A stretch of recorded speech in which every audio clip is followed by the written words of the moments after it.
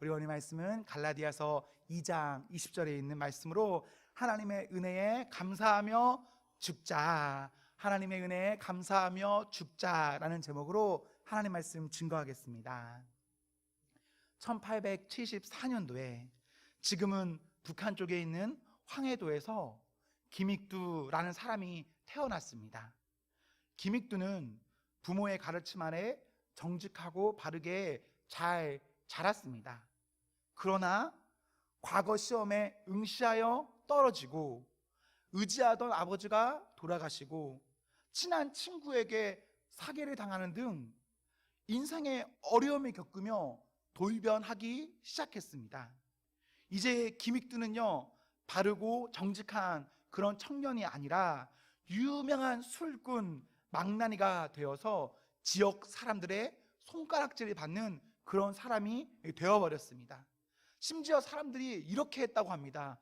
오늘 제발 김익두 좀 안 만났으면 좋겠다. 이럴 지경의 사람이 김익두였습니다. 그런 그가 어느 날 전도지를 받았습니다. 그리고 교회에 가게 되었습니다. 교회에 갔는데 하필이면 이런 망나니가 은혜를 받아버렸습니다. 은혜 받은 그가 이제 은혜 받았으니 어떻게 해야 합니까? 하나님 은혜에 감사하며 살아야겠죠? 살아야 합니다. 문제는요, 과거에 그의 고약한 행적 때문에 아무도 그를 믿어주지 않았습니다. 은혜 받아 감사로 살려고 해도 본인 스스로에게도 타인에게도 이것이 쉽게 다가가지 못했습니다. 그때요, 김익두의 부고장, 김익두가 죽었다라는 소문이 돌기 시작했습니다. 김익두가 죽었다. 김익두는요, 죽었습니다. 마을 사람들은 그 소식을 듣고 골칫거리가 죽어서 잘됐다 싶기도 했다고 합니다. 김익두가 죽었다라고 했는데, 그래서 부고장까지 돌았는데 김익두가 정말 죽었을까요? 김익두는요, 죽지 않았습니다. 다만 이제 자신이 새 사람 되었음을 부고장을 통해서 사람들에게 알렸습니다. 김익두는 후에 목사님이 되어서 많은 영혼을 구하는, 영혼 구원하여 제자 삼는 목사님이 되었습니다. 김익두 목사님을 보며 우리는 생각해 볼 수 있습니다. 하나님의 은혜에 감사하며 살려면 어떻게 해야 합니까? 죽어야 한다. 하나님 은혜에 감사하며 살려면 죽어야 함을 우리는 알 수 있습니다. 에베소서 4장 22절에서 24절에는 이런 기록이 있습니다. 옛사람을 벗어버리고 새 사람을 입으라. 예수님 믿는 우리는 성령으로 새 사람 입어야 합니다. 예수님 믿고도 옛사람으로 사는 것은 우리가 가야 할 길이 아닙니다. 우리는 가야 할 길이 있습니다. 우리가 가야 할 길은 옛사람을 벗어버리고 옛사람을 죽이고 이제는 새 사람을 입어가는 길이 우리 모두의 길인 것입니다. 고린도 후서 5장 17절에는 이런 기록이 있습니다. 그런즉 누구든지 그리스도 안에 있으면 새로운 피조물이라. 이전 것은 지나갔으니 보라 새 것이 되었도다. 사랑하는 성도 여러분, 우리는 과거로 오늘을 사는 사람이 아닙니다. 우리는요, 오늘로 미래를 살아가는 사람들입니다. 예수 믿었습니까? 은혜 받았습니까? 그래서 우리에게 감사함이 있습니까? 그렇다면 우리는 오늘의 그 은혜와 감사로 미래를 살아가셔야 합니다. 하나님의 은혜에 감사하며 살자. 하나님의 은혜에 감사하며 살아야 되는데, 살기 위해 우리는 그리스도 안에서 내가 죽어야 합니다. 내가 죽어야 그리스도가 나타나십니다. 우리 과거에 나는 어땠는지 잘 모르겠습니다. 그러나 지금부터 앞날에 있어서는 우리 그리스도를 기점 삼아, 시작 삼아 잘 나아갈 수 있는 성도가 되기를 소망합니다. 여러분, 그런 의미로 주님, 제가 죽겠습니다, 죽는 성도가 되겠습니다 라고 다짐하고 기도하는 것은 진짜 좋은 일입니다. 은혜에 감사하십니까? 살기를 원하십니까? 여러분, 죽기를 기도하셔야 합니다. 우리는 하나님의 은혜에 감사합니다로 마치는 것이 아니라 살자, 여기까지 가야 하는 것을 모두 알고 있습니다. 우리가 지금 갖고 있는 문제, 해결해야 할 것은요, 사는 문제입니다. 사는 문제. 이미 앞에 있는 이 전자는 이미 된 것입니다. 우리가 지금 안 되고 있는 것은 무엇입니까? 사이자라는 후자의 것이 우리의 문제입니다. 하나님 은혜 감사 사이자. 바울은 디모데전서 1장 13절에 회방자, 핍박자, 포행자라고 자신이 말하고 있습니다. 그럼 그가 오늘 본문의 고백을 보시면요, 어떻게 고백하고 있습니까? 자신을 못 박았다라고 말했습니다. 과거의 자신은 십자가 회방자, 십자가의 핍박자, 십자가의 포행자였습니다. 그러나 은혜 받았습니다. 은혜가 뭔지 알았습니다. 감사를 알았습니다. 그가 이제 살아야 됩니다. 살려고 하니까 어떻게 했냐? 자신을 십자가에 못 박았습니다. 죽었다라는 말이겠죠. 자신을 십자가에 죽였습니다. 바울요, 누구와 어디에서 그렇게 하였습니까? 우리 주 예수 그리스도와 함께 십자가에서 그리하였습니다. 이제 바울이 산 것이 아니라 바울은 죽었습니다. 바울은 철저히 죽었습니다. 바울이 죽었는데요, 죽은 바울 안에 어떤 일이 일어납니까? 그리스도께서 사십니다. 내가 죽으니까 그리스도께서 사십니다. 바울의 인생은 이제 달라집니다. 내가 살 때의 바울과 내가 죽고 그리스도께서 내 안에 살 때의 바울은 확연하게 달라집니다. 우리가요, 나를 위하여서 자기 자신을 버리신 하나님의 아들을 믿는 믿음 안에서 살면 우리는요, 이전과는 전혀 다른 어떠한 은혜의 모습으로 살아갈 수 있습니다. 사랑하는 성도 여러분, 내가 살면요, 내가 남습니다. 그러나 그리스도께서 사시면 누가 남습니까? 그리스도가 남습니다. 우리가 예수 믿지 않았습니까? 예수 믿는 우리는 예수 믿지 않은 어떠한 사람들과 달라야 합니다. 그 큰 다름 가운데 하나는 무엇인가? 이제 내가 사는 것이 아니라 내 안에 그리스도가 살아서 그리스도가 남는 것이 믿는 우리의 다른 점입니다. 사람은 죽어서 무엇을 남깁니까? 이름을 남기죠. 성도는 죽어서 무엇을 남겨야 할까요? 그리스도를 남겨야 합니다. 우리가 신앙 생활하며 겪는 어떤 일들, 문제들이 있습니다. 잘 생각해 보십시오. 어떤 일들, 문제들, 이거 죽고 사는 문제입니까? 진리의 문제입니까? 정말 중요한 문제입니까? 저는 그동안 신앙생활하면서 교회에서 어떤 다툼이 있거나 이런저런 일이 있을 때 그것이요, 죽고 사는 문제인 거 본 적 없습니다. 진리의 문제 가지고 싸우는 거 아주 가끔 신문을 통해서 봤습니다. 정말 중요한 문제를 다투는 거 없습니다. 교회에 그런 거 잘 없어요. 우리는 그런데 다툽니다.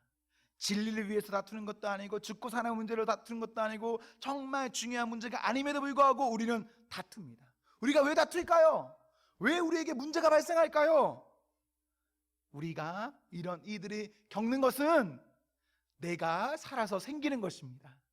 내가 죽으면 교회에 다툼이 있겠습니까? 내가 죽으면 나를 주장할 일이 있겠습니까? 문제는 내가 죽지 못한다는 겁니다.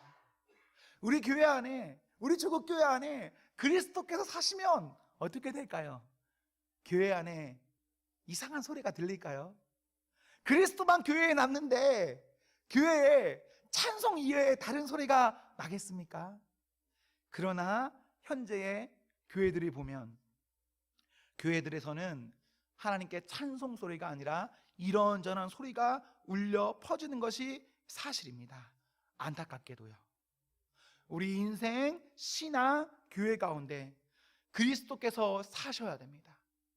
우리 가운데 그리스도께서 사시는 일이 얼마나 되고 있습니까? 여러분, 지난 3일간에 돌아보십시오. 우리의 3일에, 우리의 삶 가운데 얼마나 그리스도께서 사셨습니까? 내가 살았습니까? 그리스도께서 사셨습니까? 저는 소망합니다. 내가 사는 것 아니라 그리스도께서 사시기를. 그리하여서 내가 나를 주장하는 것이 아니라 우리 예수님께서 나를 주장하시기를 소망합니다. 예수님께서 나를 주장하시는 우리 가정, 예수님께서 나를 주장하시는 우리 교회, 예수님께서 나를 주장하시는 우리 직장, 사업체, 그런 곳이 된다면 그곳이 어떤 곳일까요? 그것이 천국입니다. 천국은요, 죽어서 가지 않습니다, 여러분. 그리스도께서 나를 주장하시면 그곳이 천국이 되는 것입니다. 빌립보서 2장 8절에 보시면 우리 예수님도요, 하나님 앞에서 복종하시고 죽기까지 하셨습니다. 우리 예수님 그러셨어요. 우리 예수님도 복종하시고 우리 예수님도 죽으셨는데 우리는 어떻게 해야 합니까? 우리도요, 우리 예수님 가시는 그 길을 본받아 갈 수 있어야 합니다. 아니, 우리 하나님께서, 우리 예수님께서 우리에게 십자가에 못 박아라 이렇게 쿵쿵쿵 해라 하는 거 아니지 않습니까? 지금 우리요, 내가 죽을 수 있다면, 내가 좀 낮아질 수 있다면 그 낮아지는 길, 죽는 길, 혹은 나를 주장하지 않는 그 길로 우리는 갈 수 있어야 합니다. 저는 하나님 앞에 감사한 것이 있는데요, 저는 어렸을 때부터 이렇게 성경을 읽고 있으면 그냥 참 좋았습니다. 성경이 그냥 저는 이해가 됐습니다. 성경 이해 못하시는 분 있죠? 그리고 믿어지지 않는 분 있죠? 저는 어렸을 때부터 그냥 다 믿어졌어요. 그리고요, 예수님을 생각해도 그냥 예수님이 그 모든 것들이 전 다 믿어지고 이해됐습니다. 그리고 교회를 보고 있어도요, 교회가 참 좋고 이해가 되고 교회가 참 믿음이 갔어요. 그런데 제가 성경과 예수님과 교회를 보면서는 그런 마음이 너무나 크게 있단 말입니다. 그런 마음이 있는데 그런 마음이 전혀 다르게 돌이키게 할 때가 있습니다. 어떨 때인지 아십니까? 교회에서요, 사람들이 죽지 않고 살아있는 것을 보면 저는 좀 마음이 어렵습니다. 교회 안에서 사람들이요, 우리가 늘 찬송하고 말씀 듣고 기도하고 주여 주여 하고 뭐 철야도 하고 금식도 하고 헌금도 하고 이것저것 다 하는데 교회에서 내가 드러나는 것을 보면 저는요, 마음이 어렵고, 저는 제가 믿는 이런 것들에 있어서 어떤 면에서 조금 어려운 마음이 많이 듭니다. 조금 다른 말로 표현할까요? 저는 교회 안에서 다 믿어집니다. 다 좋아요. 그런데 언제 힘든가? 교회 안에서 사람 냄새 나면, 나의 냄새가 나면 저는 힘듭니다. 사랑하는 성도 여러분, 우리 교회, 우리 목장, 우리 가정은 사람 냄새 나는 그런 곳입니까? 아니면 그리스도의 냄새, 그리스도의 향기가 나는 곳입니까? 우리 교회가 진짜 좋은 교회가 되려면 그곳에 사람이 나타나서는 안 됩니다. 그곳에요, 진짜 그리스도만 남아 계셔야 합니다. 때로 종종 이런 이야기를 교회에서 듣습니다. 나는 교회에 몇 년 다녔습니다. 나는 교회에 이만큼 했습니다. 나는 이런 사람입니다. 나는 이것을 이렇게 해야 합니다. 나는 이것도 해보고 저것도 해보고 내가 해봤는데 말입니다 라고 하면서 교회 안에서 여러 가지 내가 사는 이야기를 우리 가끔씩 듣나요? 자주 듣나요? 자주 듣습니다. 이런 일들이요, 교회 안에 가끔 일어나지 않고 자주 일어나요. 그러면 서로 부딪히게 되고, 서로 부딪히게 되면 그곳에 하나님의 은혜가 사실 없습니다. 나도 전문가, 너도 전문가, 전문가끼리 싸우다 보면 교회에 찬양하고 기도하고 예배드릴 시간이 없습니다. 다투기도 바쁘거든요. 오늘날 교회에 자기를 주장하는 사람, 전문가, 나름의 경력을 주장하는 분들이 너무나 많이 있는 것 같습니다. 우리가 나를 죽이지 않고 나를 살리려고 하면 할수록, 나를 살리려고 더욱 열심히 살수록 그곳은 어려움이 겪습니다.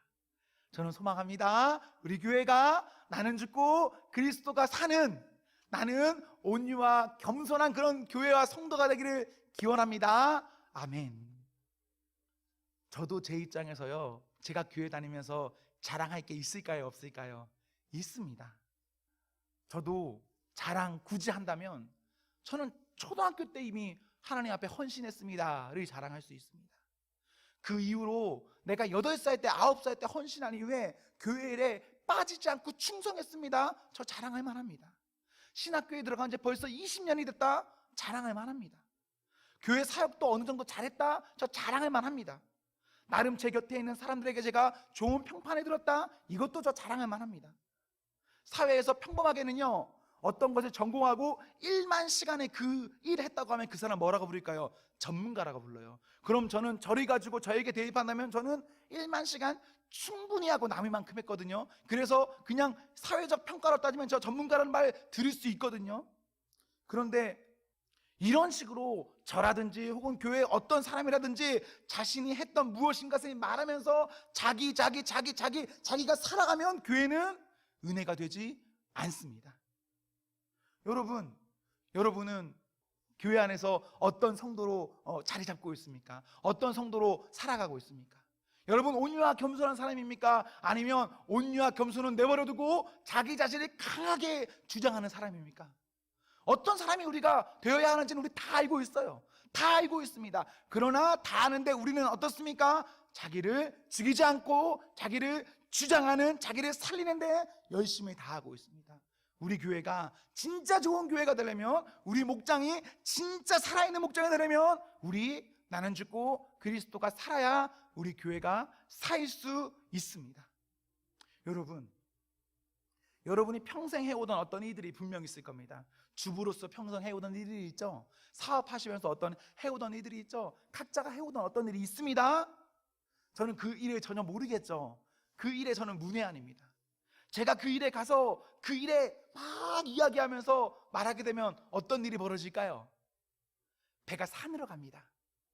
그곳은 다툼이 일어납니다. 그곳에 평화가 없습니다. 그곳 내가 아무리 좋은 이야기해도 그거 무조건 산으로 갈 겁니다. 우리 교회 안에서 진짜 우리가 온유와 겸손과 침묵으로 기도하면서 하나님의 부단한 은혜를 강구해야 우리 교회가 진짜 교회가 될 수 있고, 우리 교회가 하나님의 은혜에 감사합니다가 아니라 사이자까지 갈 수 있습니다. 살려면 죽어야 됩니다. 여러분, 오늘날 우리에게 나의 공로를 주장하고 나를 드러내며 사는 것이 아니라 고린도전서 15장 10절에 있는 말씀처럼 나의 나된 것은 하나님의 은혜다. 그 은혜를 위해서, 그 은혜가 헛되지 않기 위해서 내가 많이 했으나 하나님만 고백하는 그 고백이 우리에게 있어야 합니다. 하나님만 남기십시오. 많이 헌금하시는 분, 많이 헌금한 거 자랑할 필요 없습니다. 많이 시간을 들이시는 분, 그것을 자랑할 필요 없습니다. 많이 예배를 드리시는 분, 그것을 자랑할 필요 없습니다. 자랑할 만 하나더라도 그것은 조용히 겸손하게 갖고 계시고 하나님만 드러내며 영광 올리는 그런 성도가 되십시오. 그렇다면 그 교회는 잘 됩니다. 잘 되는 교회가 될 수밖에 없습니다. 안 되는 교회는 안 되는 교회의 이유가 있는 겁니다. 왜 안 될까요? 싸우는 교회는 싸우는 교회의 이유가 있습니다. 왜 싸울까요? 내가 사니까 싸우는 겁니다. 내가 사니까 배가 산으로 가는 겁니다. 하나님의 은혜가 감사하며 살기 위해 우리는 죽어야 합니다. 저는 확신합니다. 내가 죽으면 우리 가정의 믿음이 산다. 내가 죽으면 우리 목장이 산다. 내가 죽으면 우리 교회가 산다. 내가 죽으면 내가 서 있는 그곳이 어디든 그 지경은 산다라고 믿습니다. 사랑하는 성도 여러분, 하나님의 기적을 강구하실 필요 사실 없습니다. 내가 죽는 그곳은 하나님의 기적이 임하지 말라고 해도 임합니다.